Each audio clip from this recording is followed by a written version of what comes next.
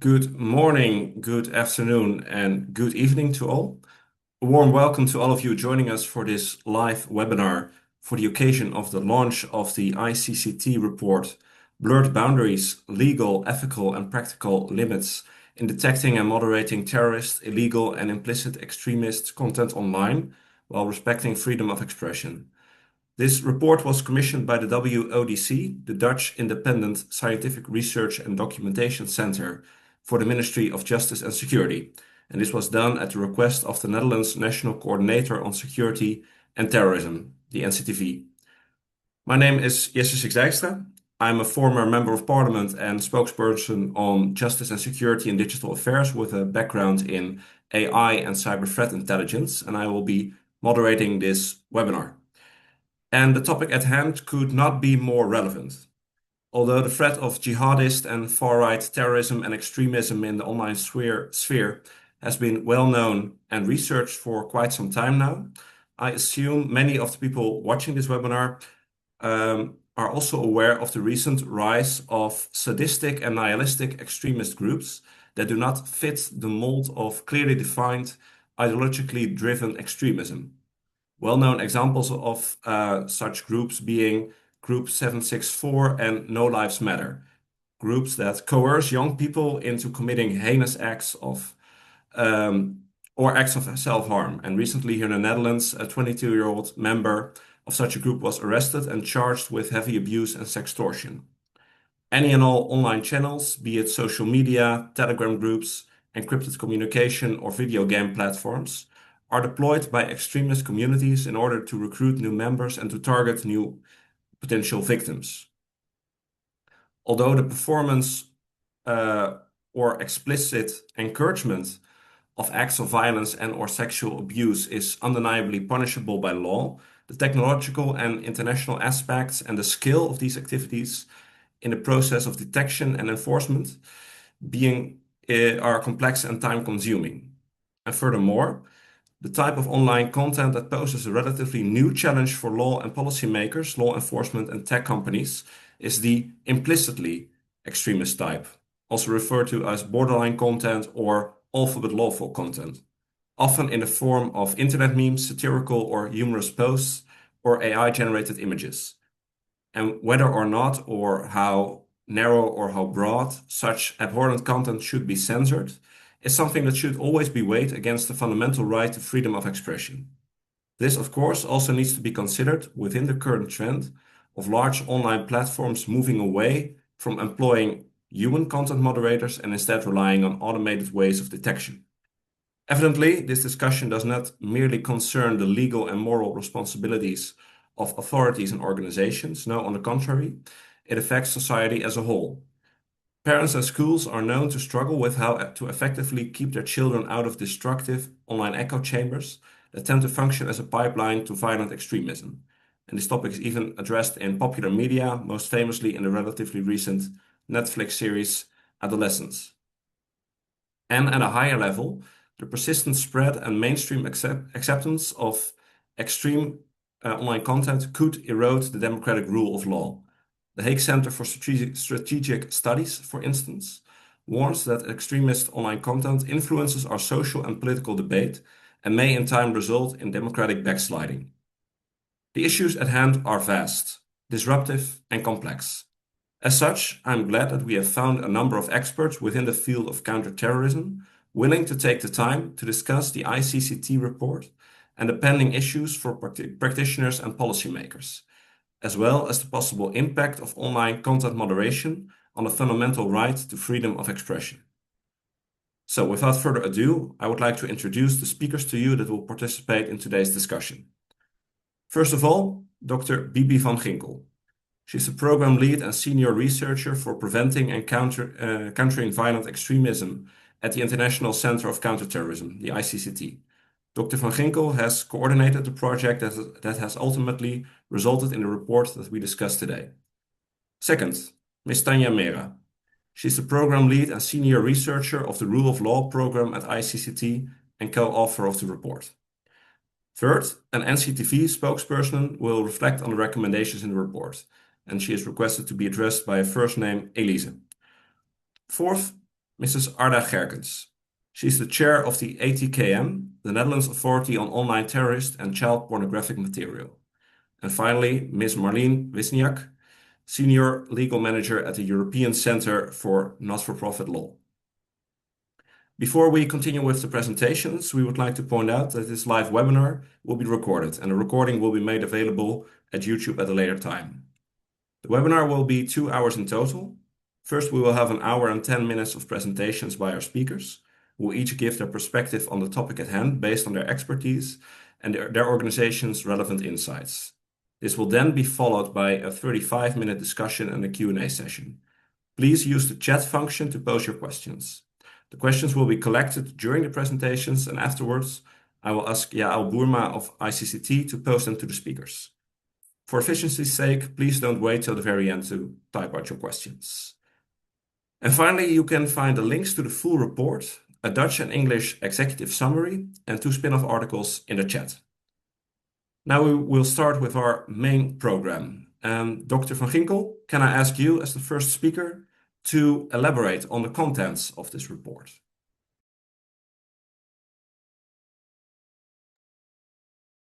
Thank you so much, Jesse, for the introduction and for moderating this session. We are very happy to launch this report today. It's been an effort of a whole team behind it. We have Tanya Mira as the co-author here, but also Marlina Herbach, Meryl, the Munk, Juliette, Julian, Lina, Jael, Noemi, Suzanne. They have all been very crucial contributors to this report, as well as the advice that we received from the scientific board at WODC, and the input of the experts and the interviewees that we did during the data collection of this report. The background of this report is, as Jesse already explained, is very topical. This is on the news on a daily basis, and it's actually affecting all of us. It's also a topic that's of great concern to the Parliament. Many questions have been debated already in the Parliament, asking the Minister on advice and what steps they are taking, as well as within the context of the European Union. So the question that was posed to us was, in fact, is it feasible to develop an assessment framework to identify and moderate terrorist, illegal, and implicit extremist content without infringing on the fundamental right to freedom of expression? And this is a crucial balance that we wanted to keep as center stage in the report, reflecting on this basic question. Meanwhile, we know that content is constantly out there and is affecting us, so it's still important to find out whether we can do anything to have a better way of detecting and moderating. So to actually do this, we used a mixed method approach. We did interviews and an expert meeting, as I already mentioned, a literature review, but we also built a sort of a pilot code book to actually test our findings in terms of the indicators that can be used to detect this kind of content that we are actually talking about. Now, this was not the full purpose of the report. It was not the intention to build this assessment framework, but merely to test and to get a better understanding of the feasibility and to what extent it's actually possible to make that detection and have an accurate way of balancing out these different values, security, democracy, and freedom of expression. We must say that we did reach out in doing this research to the tech sector. We hoped to have them in interviews and as part of experts in the expert meeting, but despite several attempts to get them involved and have them at the table, they were not available or not even answering our request, which is to a certain extent telling about their involvement and the responsibility and the accountability that they hold in all of this. Next slide, please. So to give you a bit of a better understanding of the background, there are several reports out there that tell us how severe this concern is in relation to online radicalization. There is, for instance, an increase of minors and young people involved in terrorist and violent extremist activities, as is witnessed in the TASAT Europol report that comes out yearly. And so the one in 2024 accounted for about 449 suspects arrested, of which 133 were aged between 12 and 20 years old, the youngest even being 12 years old. So it tells you that there is quite an increase in this particular category of users of online devices. Also because, of course, they are much more online than older generations.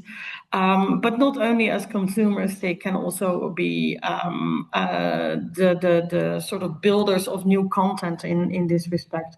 And we see that this is related to jihadist terrorism, followed by right-wing terrorists and violent extremism. Most are involved in participating in attacks, producing and disseminating propaganda, or membership of terrorist or violent extremist organizations. But what's important to note is that we do see that there is this process of self-radicalization online, different from what we used to know before, where it was much more in membership and organization, in groups, maybe people gathering together in mosques or in living rooms of people. But now online, this is where it all happens. Terrorist organizations also particularly target these young people online because they are so much available in social media platforms. And on top of that, there is the algorithm-driven content that plays a key role in reinforcements of these radical ideas. Next slide. So in addition to the fact that we see this in numbers, it's also good to have a better understanding of how terrorist organizations and extremists actually abuse this online space. And from our research, we found that they use it to spread propaganda. They recruit and mobilize and build their networks online. They also use it to organize offline events. For instance, the examples of Terrorgram and the links to plots and attacks such as the shooting of the LGBTQI bar in Slovakia and a plot against energy facilities in the US. In addition, financing and plotting their activities is also where they use the online space for. Furthermore, it can be used to purchase and prepare their attacks, for instance, by spreading manuals on 3D printing of weapons and the illegal purchase of firearms. And as a last category, what you see is that the information is also used to spread ideas for intimidation, and they have an enormous impact on polarization in society. Also by the spread of fake news, disinformation, misinformation, and how that impacts the general debate in society. Next slide. Now, apart from the very obvious terrorist content and the extremist or illegal content that, for instance, is hate speech, discrimination, incitement to violence, there is also content that sort of sits in that gray zone where it's not quite clear from the start whether it's awful or lawful, and whether this is something that needs detection and moderation. And there is this new tactics used by these groups to actually conceal that meaning. They use humor, which sort of lowers the psychological resistance. They use memes for the masses, so they know that a lot of people will just innocently like it or share the information because they don't think it's that offensive. Yet there might be a coded message, coded language, or dog whistle used that actually speaks to a particular crowd. Also, tactics like misspellings or misleading images, blurred or altered, are are used to kind of duck the detection methods that are used by the platforms to follow up on the obligations to moderate this content. You see here a couple of examples where it might seem a bit humorous or a sort of a joke, the way it's perceived, or it might seem to communicate an criticism of capitalism, where in fact it's more racist if you look a bit closer to the people that are supporting the table, for instance, or for the picture on the right. Next slide. So in addition to the tactics of concealing, there are also these amplification methods that are used. Use of images is known for the fact that it attracts much more attention, also triggering emotional engagement, anger, fear, injustice. You see an AI-generated picture on the right that is really triggering anger or fear. But also fake accounts and bot farms are used and deep fakes to spread these messages. And all of this is assisted by the effect of echo chambers and algorithms that promote certain content. Next slide. So if left unchecked, clearly the impact is severe on society, and narratives amplify these grievances to deepen social fractures, erode confidence in institutions, and contribute to self-radicalization or incite hate and violence, and are therefore a threat to society.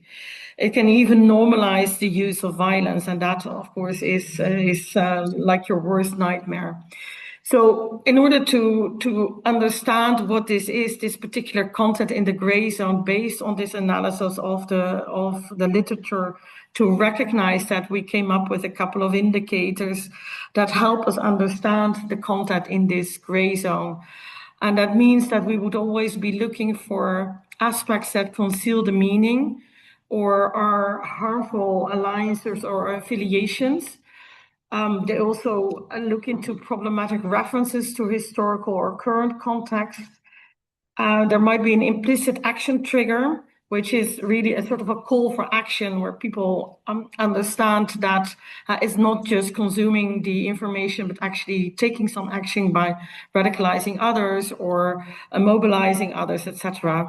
And there is this presumed intent to cause harm in one way or the other.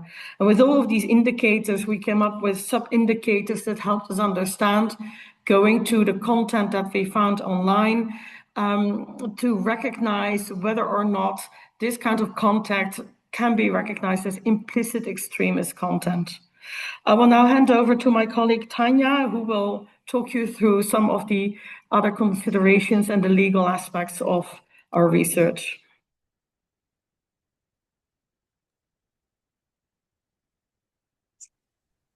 Thanks, Bibi, for kicking off the webinar and indeed illustrating the growing concern of harmful content online.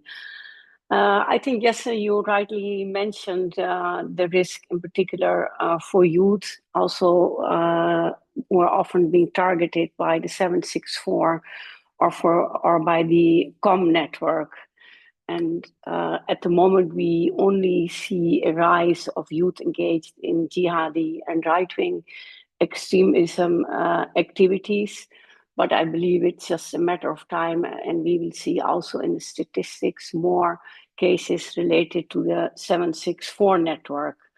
Currently, just to give you an example, over 250 investigations are ongoing in the US, and this nihilistic violent extremist network, it combines different aspects, including child sexual abuse material and extreme violence. But what they also do is they blend and repackage it extremist content with illegal content and gore content. And it's making it more difficult to recognize the nature of this content. And this is not just a concern we see only here in the Netherlands or in the US. Especially the 764 network is operating internationally, which has perpetrators, but even more concerning victims across the globe, whether it's Sweden or Germany, Canada, the US, but also Brazil and many other countries. So the problem with harmful content is that indeed it may not always be necessarily be unlawful or illegal, at least so it appears on first sight. So that's the reason we have different kind of expressions. Most of you are very familiar with them: awful but lawful, or legal but harmful. But just to give you two examples, for one is the red hot pepper challenge, which was quite popular online. Many of us might consider that awful, but it is still lawful. But another example is the choking challenge, which was also very popular on TikTok among youth. Here you can indeed question whether this is just only awful, but maybe also unlawful. In fact, in the Netherlands, earlier this year, 4 teenagers were arrested for being engaged in this choking challenge. So sometimes it's not always that easy to see. So this term borderline content is in fact more like an umbrella term, and it can be used for describing many different types of content related to self-harm, to disinformation, or to hate speech. This is also one of the reasons we feel that this term might not be very useful in the context of violent extremism and terrorism. But the point is, when it is not illegal or unlawful, it falls under the freedom of expression. Now, this is a fundamental human right and essential in a democratic society, and it applies both offline and in the online world. So if we look closer at the freedom of expression, it consists of different elements. And I'm relying heavily on Article 10 of the European the European Convention on Human Rights, because there are slight different interpretations. But if we look at freedom of expression in the European context, there are 3 different elements. It's first the right to express one's opinions. The second is the right to receive information. And the third is right to impart or share information. And I think it's important that we look at all 3 aspects and not only focus on only the right to express opinions. So this is also applicable online. And maybe you've heard the expression freedom of speech is not the same as freedom of reach. And I think this is especially relevant when we are talking about harmful content online. Being able to express one's opinion is one thing, but that doesn't equate to also being able to having a large reach. So what I think it's important to reflect on that in the US, even before Trump became, for the second time, the president, you could see that freedom of speech is more absolute in the US than in the EU. So it's more protected in the US than here. However, after Trump took office already early this year, on the 20th of January, he issued an executive order saying that he was restoring the freedom of speech and removing censorship. So there is this notion that the freedom of expression is more an absolute right, and we'll get to that in a bit. It isn't. But as a result of this change in the US, you see that many large tech firms which are based in the US have changed their policy. So, for example, Meta got rid of the third-party fact checking, and it has reduced moderation on certain topics, such as immigration and gender identity. So as a result of this, there is a higher risk of harm to these groups by individuals, but also by potential extremist groups. And we have also seen that several of these tech firms have changed and tweaked their policy. We have been working on this project for over 1 year, and when we have been trying to track also the policies of some of the bigger tech firms, we could also see that within that year, some of them have also changed. But it is important to realize that freedom of speech or freedom of expression is not an absolute right, and there are legal conditions when it can be restricted. So first of all, there must be a legal basis to restrict them. Then secondly, there must be a legitimate aim. For example, that it is to protect the national security or the public health. Furthermore, it is important that the substantial criteria are applied, which are referred to as necessity, adequacy, and proportionality. And finally, I think it's not visible on the slide, is that certain procedural safeguards needs to be in place. So this is about notification, ensuring that there's oversight, and there's appeal. So there are limitations to this freedom of expression. And I think that is the space where we are trying to look at what can be done. Next slide, please.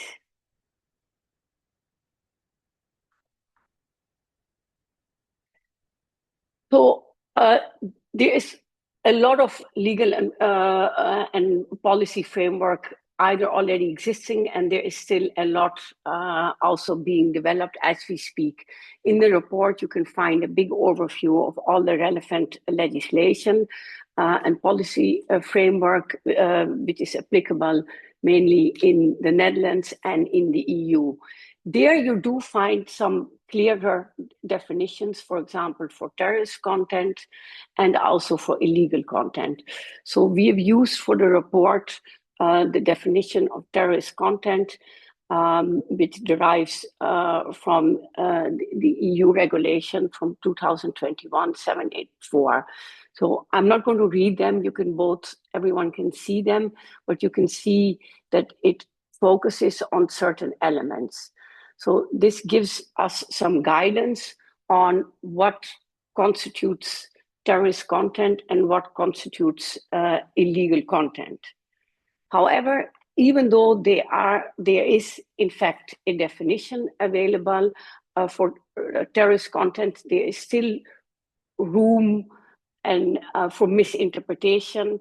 And that especially has to do with the third element of glorification of terrorist activities.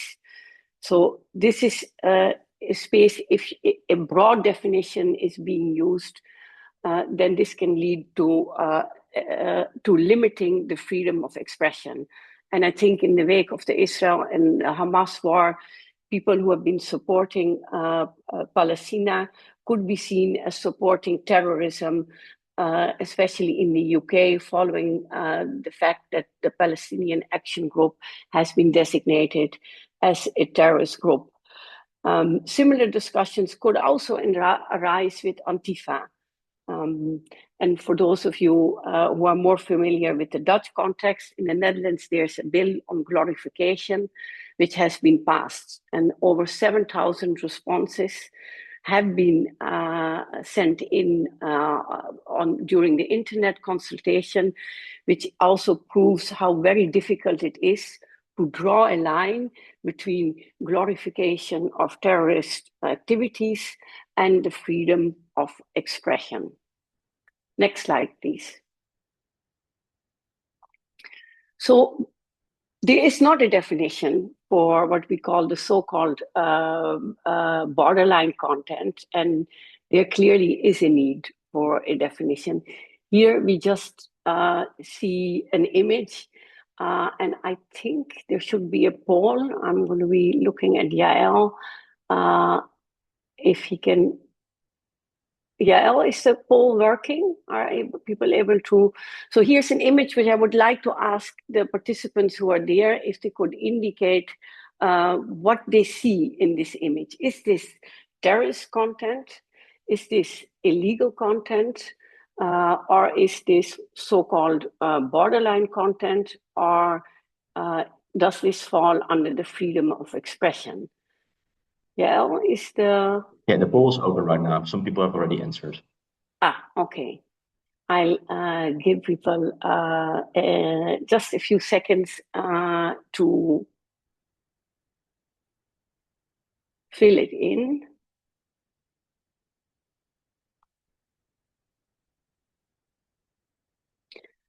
So when it comes to this so-called borderline content, or what we prefer calling it is implicit extremist content, if you look at this image, probably the first reaction by many people would be, yeah, it depends. Yes, indeed, it depends. It depends on many different factors. It depends on the context.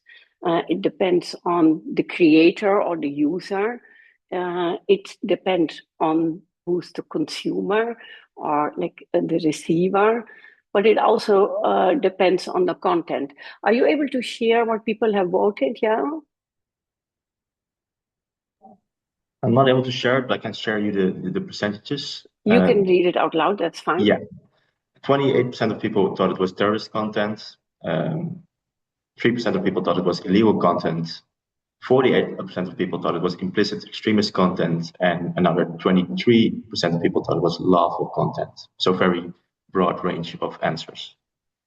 Now, that proves our point that it really depends who is assessing it. And you need clear indicators. You need a clear definition, and you need clear indicators. And so, for example, if the creator is your 8-year-old nephew, which just finds this image online and shares this, it makes a difference. If it is someone who is member of a right-wing extremist group. If you look at the content, then you need to look at things like, are there certain slurs, slangs, symbols, which indicate a link to certain extremist ideology. The receiving end is also important. Is it shared in public? Is it shared in a closed community? Is your grandmother receiving this information? Or is this a member of a certain right-wing extremist groups? The context is also relevant. You need to know sometimes the cultural differences, language can play a role. So all these factors influence how one would read a certain image.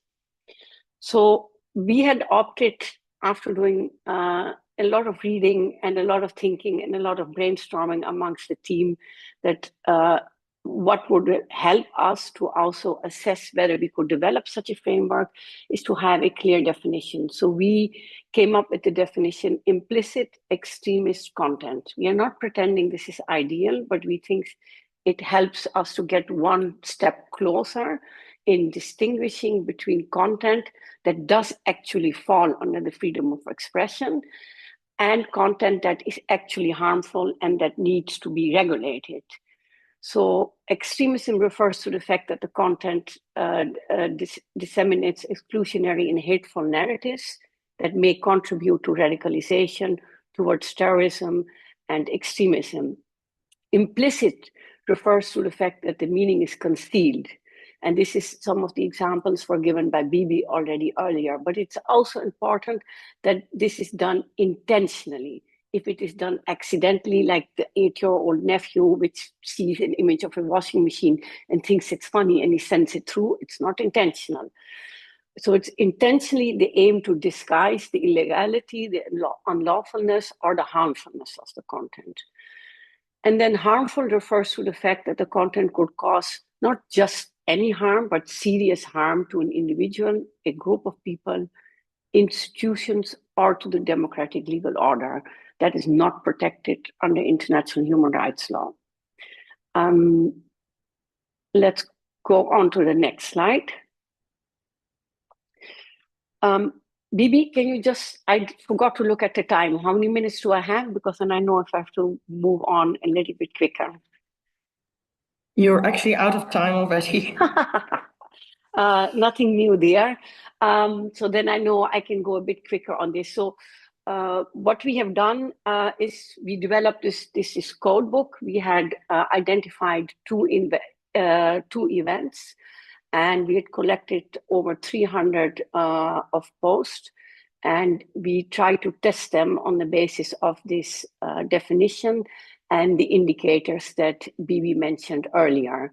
And during the first step, we try to assess whether it is terrorist content. And during the second step, we try to determine whether it is other forms of explicit illegal content.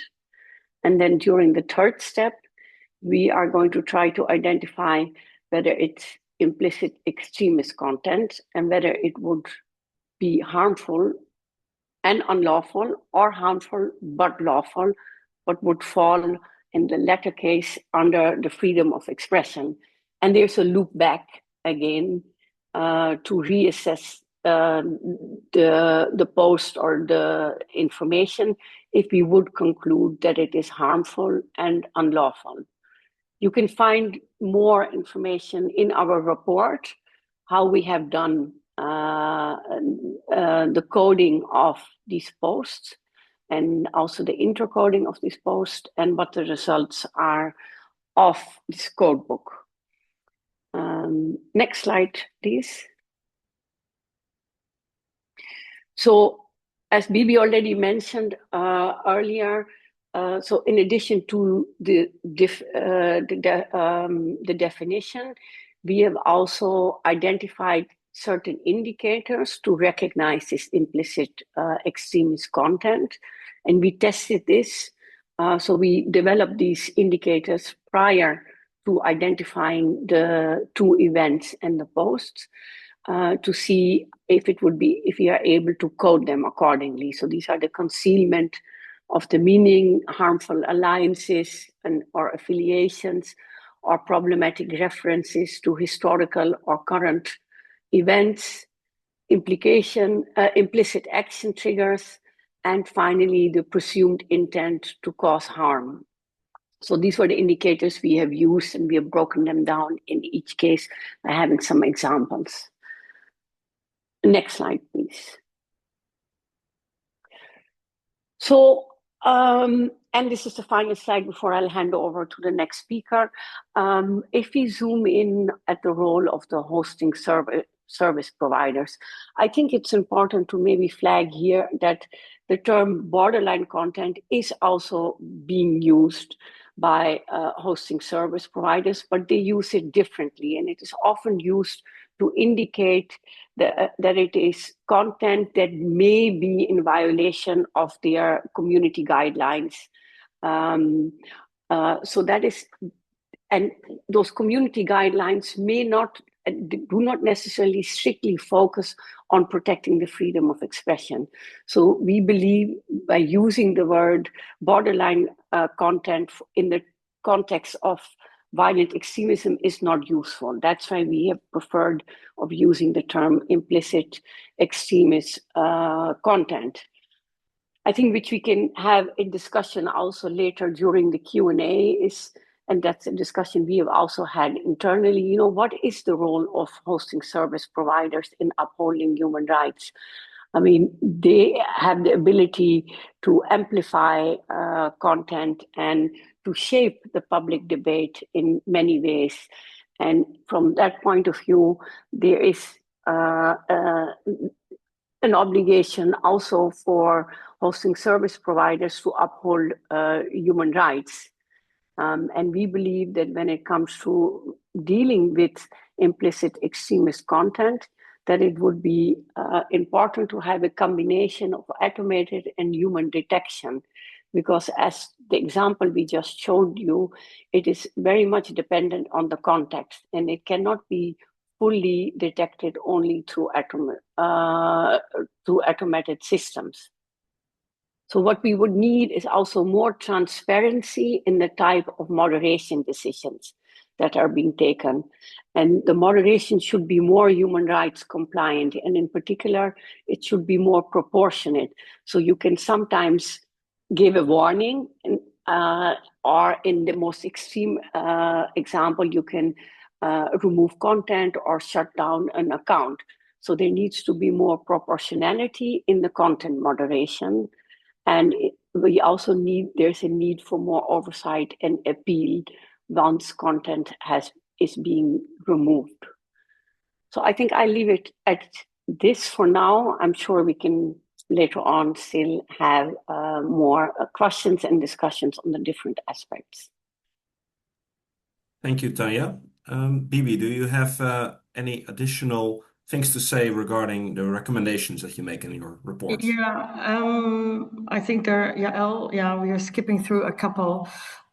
Basically, the main problem here that we faced when testing our own sample set of posts is that, and also by doing our research, is that there is always this risk of over moderation. So you get false positives, or if you under moderate, you get false negatives, meaning that you leave certain content unmoderated, so it goes out in the online world, and people are sharing, and it's contributing to radicalization, polarization, etc. But over moderation, having false positives, is also at the detriment of the freedom of expression. So all of this, and by testing our indicators, we came up with a couple of recommendations that are important here. And so the first set of recommendations is particularly for the tech sector itself.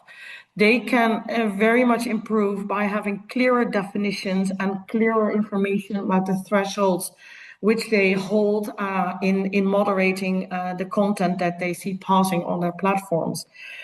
They can also give more guidance and examples, or develop the typologies to help people and users understand, but also to help their own moderators, the human moderators, to help understand, and to train the models, the large language models that they use, and the AI models that they use to moderate the information.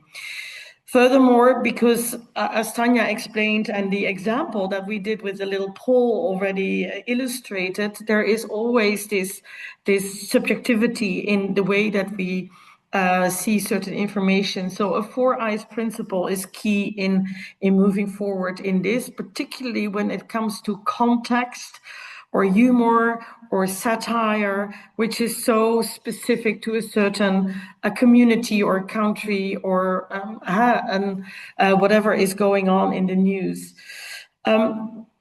Furthermore, if you set up these documents that should help you moderate and identify this content, treat these frameworks as living documents, because you constantly have to update, because codes are changing, the memes and the emojis, etc., are constantly changing, so you need to treat this as living documents.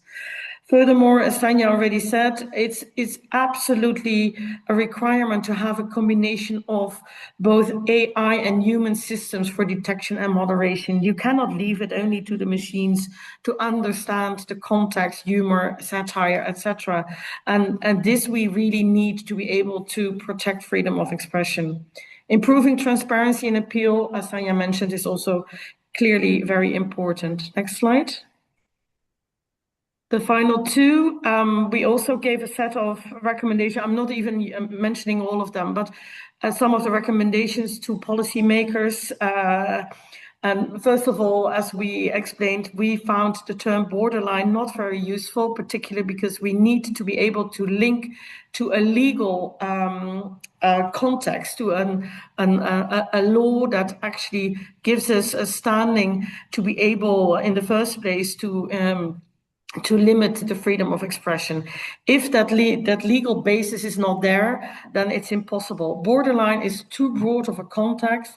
By using implicit extremist content, and by the definition that we use, we found that at least it loops back to those legal frameworks that are already there, and thus it gives us a basis for further moderation. Setting up a multi-stakeholder group that continuously reflects on these indicators. So it's not only up to the tech sector, it's not only up to the government, but it really becomes something that is set in society, where different stakeholder groups can contribute to the discussion, whether it's civil society groups, whether it's representative groups of certain minorities in society, that can all help make sense of how content is perceived by the people that are addressed by this content. As Tanya explained, it's the sender and it's the receiver that actually need to be taken into consideration to make sense of what the impact of certain content is. then you need to promote the public debate, because this is actually concerning us all. So we all should be discussing what the role is of these tech companies, where we want to actually draw this line on the way that we use social media. We have constantly this tendency of using freedom of expression as a sort of a pass for all to share just all information, whereas actually it can be very hurtful and harmful in societies. And actually, do we want that moving forward? As the last two things, investing in prevention also means reaching out to these young audiences that are particularly vulnerable and are targeted by certain groups, to have them become more savvy and media literate in using these platforms, these social media, in understanding what's going on. And lastly, to engage the sector in and keep an open debate with them, in helping them improve their approaches and do that in a responsible and accountable way. Then policymakers also need to move to the EU level, and that's our last slide. And here we think that they can make a pledge for a strengthened legal framework on oversight and accountability, and maybe as a little bit of a really out-of-the-box idea, perhaps contribute to the development of a sector-wide code of conduct or certification, which also helps consumers, parents, etc., to understand what kind of terms of reference and terms of services platforms use, and they only get that certification if indeed they have good oversight mechanisms, if they are transparent, if they apply like the standards to prevent from young people under a certain age to make use of this kind of information. And that helps consumers also to make the right choices, and in the end it's something that concerns us all. So I'll leave it there. Jesse, back to you. Thank you. Thank you, Bibi, and you, Tanya, as well, for your extensive presentation. I would like to give the digital floor to the NCTV spokesperson, Elise, and I'd like to ask her to reflect on the policy priorities of the NCTV with regards to the topic at hand, and specifically the usability of the recommendations given in the report. Elise, the floor is yours. Hi, thank you for having us at today's webinar. I hope everybody can hear me well. My name is Elise and I work for the Dutch Ministry of Justice and Security. Let me start by sharing our gratitude to the colleagues of the ICCT who have done a great job in carrying out this study into such a complex topic. Please allow me to first highlight a few aspects of our latest terrorist threat assessment. Secondly, elaborate on our enhanced approach to online terrorism and extremism. And third, go into more detail about results and recommendations of the study presented today. The rapid radicalization of young people online is a threat to our national security. So, the next slide is already on. That's good. Thank you. This was a key conclusion of the 6th monthly terrorist threat assessment for the Netherlands, published by the National Coordinator for Counter-Terrorism and Security, the NCTV, last June.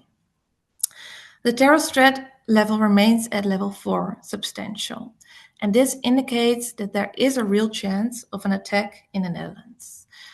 The NCTV remains deeply concerned about the rapid online radicalization of young people, both in jihadist and in right-wing terrorist online networks. There is a real risk that individuals or small groups active within this environment will resort to terrorist violence. Young people encounter violent and terrorist content online through, for example, social media, in both public and closed-off groups. And through lack of detection, individuals can become further radicalized beyond the control of authorities. These individuals often involve minors, as already mentioned before through other speakers, who are in the midst of developing their identity and are therefore particularly vulnerable to external influences. Both right-wing extremist and jihadist groups actively use the internet to spread violent propaganda, to seek funds, to maintain networks, and to further recruit young people. This mainly concerns male minors and young adults, some of whom may individually or in small groups move towards terrorist violence. A small group within anti-institutional extremism, particularly so-called sovereign citizens, also poses a terrorist threat.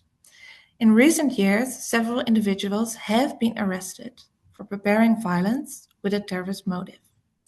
Most recently, we have also seen the emerge of niche groups, such as the Order of Nine Angels, 764, or Maniac's Murder Cult, who are fixated on random extreme violence, chaos, and the collapse of society. Next slide, please. These developments confirm our major concerns about the growing role of the internet in the threat stemming from terrorism and extremism. These concerns are shared by myself and undoubtedly by everyone participating in this session. In our policy response, our starting point is that any steps we take in the interest of security to prevent and counter online radicalization, extremism, and terrorism must also be in line with the protection of fundamental rights, such as equal treatment, freedom of expression, and privacy. Moreover, it is paramount to prevent young people from ending up in the criminal justice system. To that end, it is essential that everyone, including social organizations, the internet sector, local professionals, parents, also guardians, and law enforcement authorities takes responsibility. To address this issue, the NCTV is committed to a coordinated approach to counter online terrorism and extremism, together with relevant stakeholders. This enhanced approach, online approach, consists of four pillars. Firstly, strengthening a dialogue with the internet sector. Secondly, maintaining a future-proof legal framework. Thirdly, enhancing tools for local level interventions. And fourth, leading on a coordinated international effort. For an effective approach, we, as you may understand, depend heavily on the cooperation of online platforms and international collaboration. Online platforms, and in particular social media platforms, hold a significant responsibility when it comes to safeguarding the online space of their users. A key component of our enhanced approach online is building and maintaining a structural dialogue with these online platforms. During our frequent interactions, platforms are continuously reminded of the harmful content and activities that our security partners observe on those platforms. Particularly regarding young users, we expect platforms to take more concrete steps to prevent young users from encountering such harmful material. At the very least, online platforms have to comply with national and international legislation. For example, they are obliged to address illegal content, including terrorist content on their platforms. The Terrorist Online Content Regulation and the Digital Service Act will aid us in this effort. This legislation allows competent authorities, such as the Authority for the Prevention of Online Terrorist Content and Child Sexual Abuse Material, who is with us today, to send out removal orders for terrorist content. After receiving a removal order, online platforms must remove terrorist content within 1 hour. Furthermore, platforms have to be more transparent about the potential role of recommendation algorithms in the spread of such content. At the local level, the NCTV promotes additional efforts, also in collaboration with municipalities, for practitioners, parents, and children to recognize extremist messages, increase media literacy and digital resilience, and integrate the online dimension into the personalized local approach to radicalization. When there are signs of radicalization towards extremism or terrorism, an individual can be included in this local approach. Within the approach, personalized measures can be taken. The integration of the online dimension is important and supported, among other things, through the allocation of funds. Finally, addressing online terrorism and extremism requires an ambitious international strategy. We therefore invest in international coalitions such as the EU Internet Forum and the Global Internet Forum to Counter-Terrorism. We also initiate and sustain bilateral partnerships. Next slide, please. Now, let me zoom into the report that is being discussed today. As mentioned before, we are very grateful to the researchers for their very extensive research. We welcome the report and its conclusions, and we endorse the challenges the researchers identify in developing a framework for interpretation. There are no universal definitions. Context is crucial in interpreting the meaning behind a message, and interpretation frameworks will always be open to adaptations.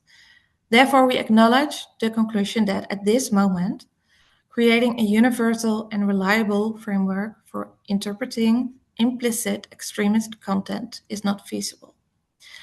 But we will continue addressing this complex issue within our enhanced online approach. First of all, by actively incorporating the report and its recommendations directed at online platforms into our ongoing dialogue with the platforms. Secondly, we will continue to strengthen prevention programs and digital resilience.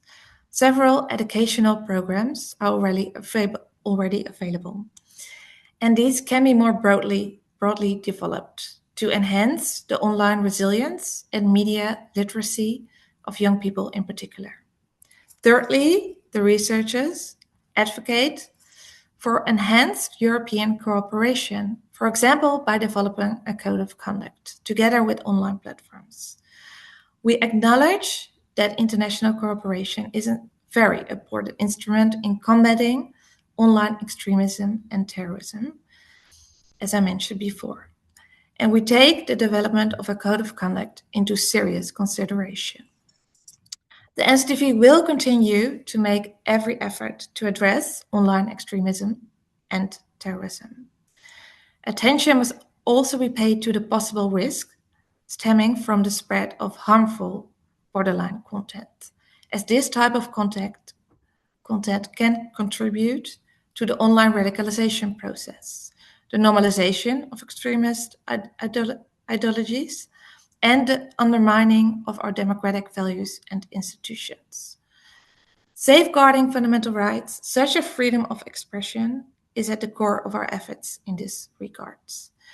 We have presented the report along with our response to the recommendations to our Parliament just this morning.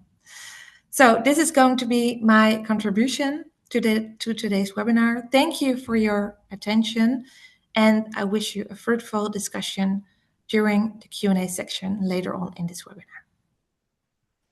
Thank you, Elise.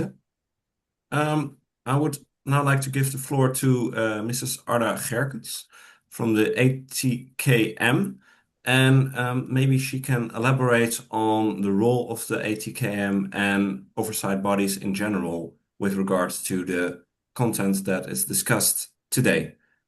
Arda.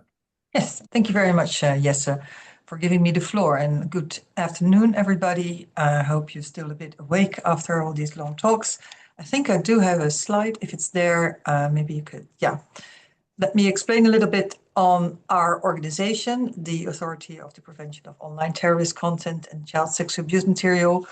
It's just as long in Dutch as it is in English. I'm sorry for that. I didn't make up the name. I think I would have chosen otherwise, but this is what we have to do with.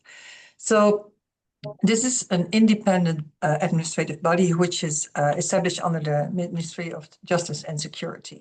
And basically, we have two legislations on which we are based. So first of all, we have the terrorist content online legislation, which is European legislation. And for child sex abuse material, we are based on national legislation. And this national legislation might be European. Maybe some of you have followed that discussion. There's also a proposal for legislation on child sex abuse material in Europe. I will focus now on the terrorist content online regulation. So as an administrative body, we have in the administrative legal approach, based on the General Administrative Legal Law Act, we have a lot of possibilities. Some of them are already mentioned by Elise, but I will give a bit of a deep dive on that. So first of all, we have investigative tasks. That means that we can investigate into what's happening online, where messages are being sent, posts are being done, whatever is spread, although we do not investigate in persons or people or networks behind it. That's really something for law enforcement. Basically, this makes us unique in Europe. Why? Because if you look at the execution of the terrorist content online regulation, the majority of the countries have basically cut the legislation in two parts, leaving the investigative task over to law enforcement. So police search the internet, sending out removal orders, and the execution of the enforcement is then done by an administrative body, mostly a media authority or a regulator like a regulator on commercial activities or telecom. So after we find terrorist content, we can issue orders to make sure that this material is being made inaccessible. So we can send these orders to providers of hosting or communication services. Or basically, we can send it to the platform that has posted this on behalf of a third party, which is most of the time, of course, social media platforms. But in some cases, that could also be a website. And if it's a clear terrorist website, then of course it's the hosting provider who hosts that website.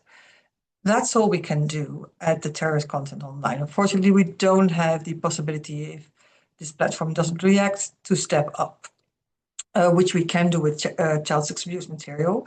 So we are limited in our reach there.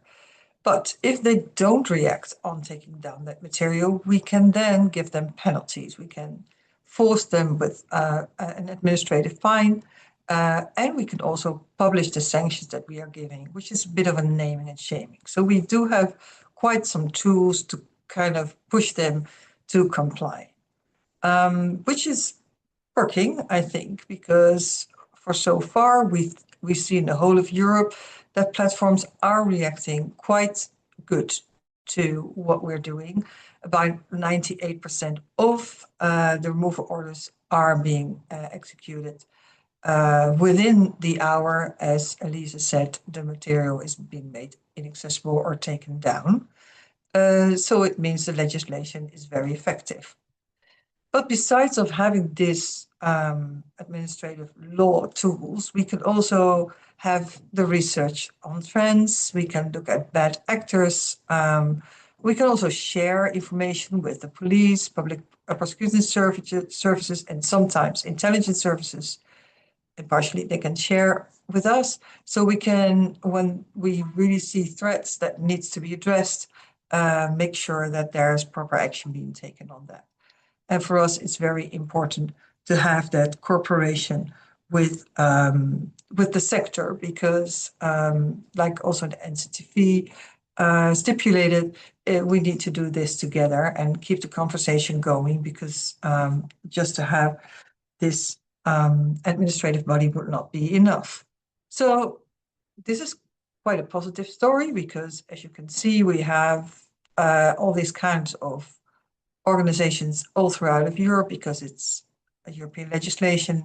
27 countries need to implement the legislation, And basically you would say, well, if they take it down after that order, doesn't that mean that the problem is solved? And then, of course, if the problems would have been solved, I don't think that we would have this discussion here today on this borderline content. So if we look at how we're doing our job, then basically we search the online world on what we find on what could be terrorist content. Once that's flagged by one of the persons in the team, it's then being assessed by somebody who has a legal background to kind of evaluate if this falls under the terrorist content online regulation. And I think it was Tanya who has already showed this. I'm sorry, there's a bus just making a lot of noise, so I hope it's not interfering when I talk. But we have some thresholds that the content needs to apply to, and it's very broad. So if it's incitement for violence, but also if it's instructions to make weapons or bombs, or if it calls upon action or calls upon being part of a terrorist organization, or even if it's like making it world look much better once you start to do these terrorist acts, we can act upon that material. And we can also take into account the dog whistles. So the people who are doing the open internet investigations are the ones that need to know these hidden messages and these dog whistles to be able to assess them. Does that mean that we can then take everything down? No, it's not, because it's also narrowed back to this terrorist intention. So we've been talking about the 764 groups, which has a lot of gore material. Yes, they also publish, for instance, images or videos of beheadings, but as long as there's no incitement to violence, or if there's no glorification of that material, if it's just publishing it, it doesn't fall under the TCO content and then becomes lawful but awful material. So yes, we also feel that same uncomfortable situation of not being able to take content down, which we would like to. We also found that we don't react the same on this kind of material in all of Europe. We could already see it at the poll. We all here assess it in a different way. And so we took the initiative to start what we call our taxonomy project. We do this together with some other countries in the European Union to try to find out if we could establish a baseline of criteria on which we would say what meets these criteria, it's definitely terrorist content, whether we find it, we've investigated it in Spain, in Romania, or in the Netherlands. And yes, we can. Of course, I think we will all understand that any call to action to plant a bomb at, for instance, the Eurovision Song Festival is something that we would consider terrorist content and needs to be removed or made inaccessible. But it also shows the discussions that we have that there's still a very broad kind of material that we think differently about. It also has to do with knowledge on the background of that.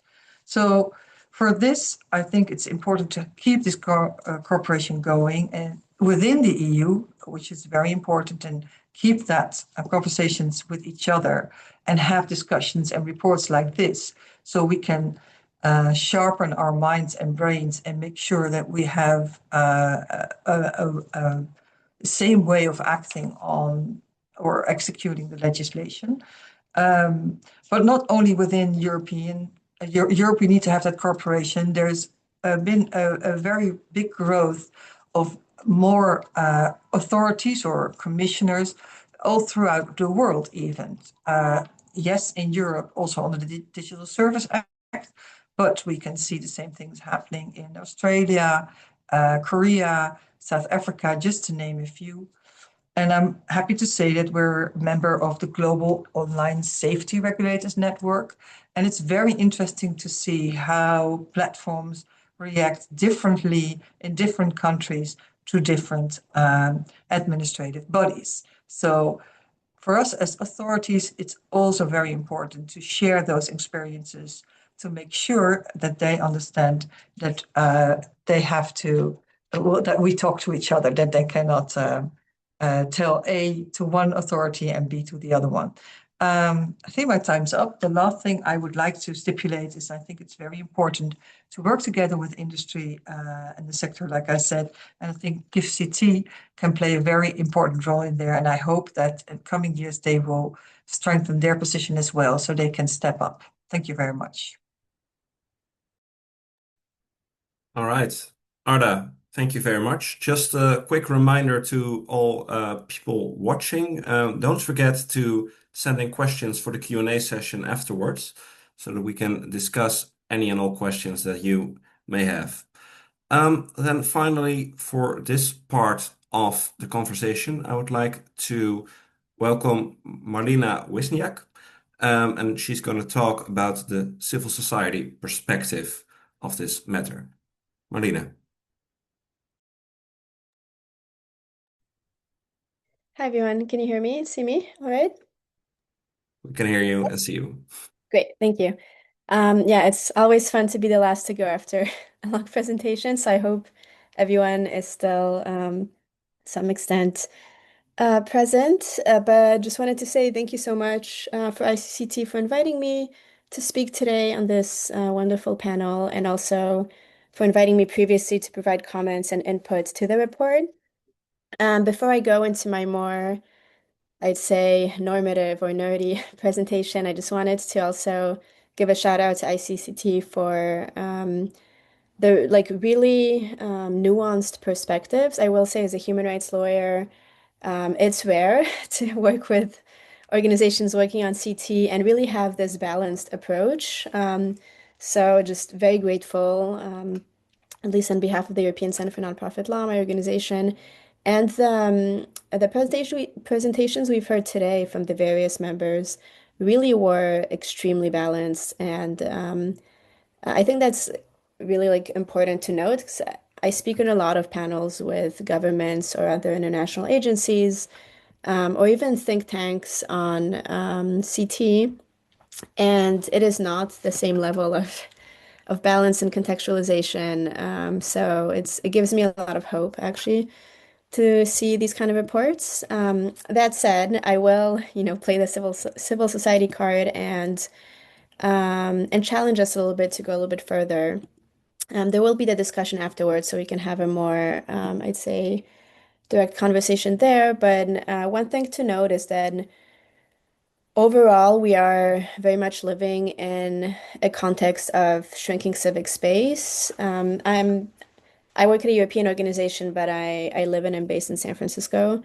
So, the Trump administration has certainly not been friendly to civil society, and we've seen that actually increasingly in Europe as well, with more extreme right governments, and around the world with historically, I'd say, authoritarian governments. And so CT really has always been such a hot topic because no one wants terrorism, and every human rights defender I have met will completely support counterterrorism measures. But as has been noted throughout this conference, those can disproportionately impact civic space actors. And I always say that a human rights defender for one person or government agency can also be a terrorist, and vice versa. So, for example, I forgot, it might have been BB, I can't remember. Someone mentioned the recent example of Antifa and Palestine, and those are really alarming examples of how terrorism can be weaponized to censor speech and activism and legal peaceful protest. And in the US, another, I think it's that same person, mentioned, and forgive me, BB, it's not if it's not you. But one of the panelists mentioned that Trump has gone above and beyond to increase free speech, and he talks about how it is the end of censorship, and actually it is the exact opposite. So the Trump administration and other right-wing governments in Europe are weaponizing the whole concept of freedom of expression And actually, we have seen the most censorship right now and silencing of civic space actors. So that's like, I guess, like the 2025 December 2 situation where we're at, which is to some extent different than in previous years, but we have really seen since really September 11 a weaponization or at least misuse of counterterrorism as a concept to really shrink and push back against civic space. So on that note, for content moderation, I'll go quickly on these things because we've talked about that a lot. Civic space is restricted when governments and companies suppress legitimate political expression and critique through overbroad content takedowns. So we've talked about false positives. And I will note that typically marginalized groups and human rights defenders are both disproportionately impacted by false positives, so their legitimate content is taken down unjustly, as well as false negatives, so attacks against them, harassment, defamation is left up often, so false narratives, and that's when, sorry, false negatives, also false narratives, but that's really when we see issues like whistleblowing or hate speech that is not taken down. And yes, the whistleblowing can prevent terrorist content from being taken down, but it's more so more so prevents taking down hate speech against activists. I won't go into that because I want to stick strictly to counterterrorism for today. One thing that we've talked about that I would just like to plus one is that platforms' content policies often grant them wide discretionary power for content removal and relying on vague wording that disproportionately affects vulnerable users. This leads to unjustified removals, particularly around violent or extremist content. I'll just mention here that a few years ago, I was the head of content moderation on the legal team for Twitter before Elon Musk age. And so this was constantly something that I was trying to tweak, like how can we make these definitions as specific as possible? And the reality is that platforms still struggle a lot for that and definitely do not publish the kind of information we would like to see as civil society. Then automation, automated content moderation systems, which we haven't talked about much today, and that is very much the core of our work at ECNL. I'll just mention here, not to go too much in detail, but these systems are frequently trained on skewed or unrepresentative data sets, especially when we think about Arabic content and marginalized groups, especially Muslim users that are disproportionately designated as terrorists by platforms. And this can reinforce discrimination and cause wrongful takedowns or even blocking. And that is, I think, the core issue of social media platforms in CT is that the sanction is very severe. It's not just the content that's being removed. Oftentimes, the entire user is being banned. So you think about the example of Palestine, for example. I said example twice. If a person is wrongfully accused of posting a terrorist piece of content, their entire account is banned, and it's very hard to come back from a designation of terrorism or belonging to a violent extremist group. And so this risk is especially acute in CT contexts, where content, as we know, is shared for journalistic, academic, or awareness purposes, like exposing human rights abuse, but these are also misclassified as violent or extremist content. So when we think about Syria, for example, that's often been the case where literally content of journalists or activists or even residents just posting to describe what was being happening because it's linked to some extent to potentially terrorist activities, exposing these activities, that content will be taken down. Very briefly, a number of key concerns emerging from these practices. One is just like level up a little bit, the use of overbroad and unclear definitions of terrorist, violent, or extremist content, how that enables over censorship and inconsistent enforcement, really. Two, minority and marginalized groups are disproportionately impacted, facing greater risks of misidentification or unfair treatment, unfair targeting by automated systems or also trusted flagger networks. I'll just leave it here, given we have little time. Third, something we haven't talked about much is the impact assessments that platforms are supposed to conduct, and I'll talk more about that in the second part of my presentation, they're very opaque and they may actually make it difficult to determine whether platforms are truly balancing CT enforcement with freedom of expression. Fourth, like I mentioned, automated systems frequently lack sensitivity to context, and they struggle to distinguish what is harmful extremist content versus legitimate use. And that's especially the case in areas where there's internal political conflict or crises. And then finally, civil society voices, including CT experts, victims, and affected communities, are often excluded from these processes, leading to outcomes that are less balanced and less accountable. So what can be done? Going into recommendations, just very briefly for governments, and I'm thinking about the Dutch government in particular, given this is a strong Dutch audience. One, enforce the pro-user and fundamental rights provisions of the EU DSA, the Digital Services Act. I know there's the EU TEREG, but the countervailing regulation for content moderation platforms is the DSA. And really strictly regulate who can order content removals. It's only judicial or independent competent authorities, not the Digital Services Coordinator, for example, which is the ACM in the Netherlands. Publish government requests sent to social media platforms for information and/or content takedown, as well as whether the platforms have complied with those requests. Right now, there's so much opacity. Users don't know what requests were being sent.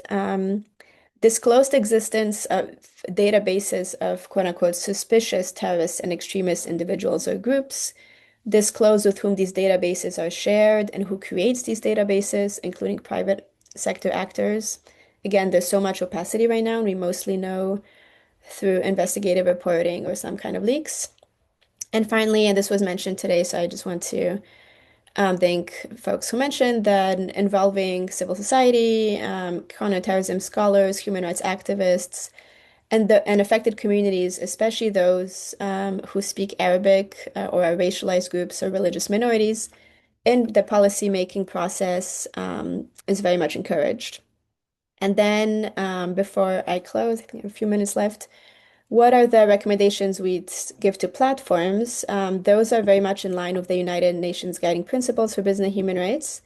So broadly, conduct human rights due diligence, including human rights impact assessments. And that includes heightened human rights due diligence in very high impact areas such as counterterrorism, conflict, or crises, given the strong severity of these impacts. Just briefly, we can go much deeper into this, but some of the things we'd like to see for impact assessments is a lot of a proper methodology, including stakeholders, publishing it. Hold on just a second. I have a tiny issue with my.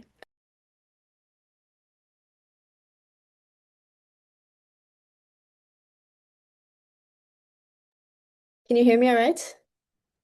We can hear you, Yes. Marlene. Okay, great. Sorry, I think I was blocking. And publish the results. Make sure to really focus on marginalized groups, and go in depth into some significant negative effects, including in this case, obviously, freedom of expression. Then other key recommendations we would have is to develop and enforce privacy policies. We talk a lot about content moderation, but privacy is extremely important, especially when we know that there are information requests from governments related to terrorism. So we want platforms to protect users and affected communities' data, minimize data collection, sharing, and transfer, especially with law enforcement. We urge them to publish or continue publishing transparency reports to disclose government requests for information or content takedown, as well as any actions they have taken. And I know this might be a little bit less sympathetic or more controversial given the government-related audience, but we always urge companies to push back against law enforcement requests that are disproportionate and require that government agencies adhere to formal processes so that content removal and data disclosure are limited. In CT, there can be this very broad scope of application. So we really want to stick to the strict processes. And finally, challenge the governments in court when their national content regulation or requests are inconsistent with international human rights. And historically, we've seen that with the more traditional authoritarian regimes, but as democratic countries lean more towards a liberal democracy, that is something that we expect as well. So I will pause here. There's so much more to be said, but I know we still have a brief conversation and happy to answer any questions in the Q&A. Thank you. Thanks to all panelists for participating. Thanks to the audience for listening and for sending in great questions. I think this was very insightful. As I said earlier, the report and the management summary has been put in the chat, so make sure to read it. Of course, since this is a still ongoing, developing expertise and field within counterterrorism, this will definitely not be the last report that will be written on this subject. There'll be many more to come. So I want to thank you all for this opportunity to share this information and to have this fruitful discussion. I want to thank the ICCT for their report and for this platform, and hopefully till another time.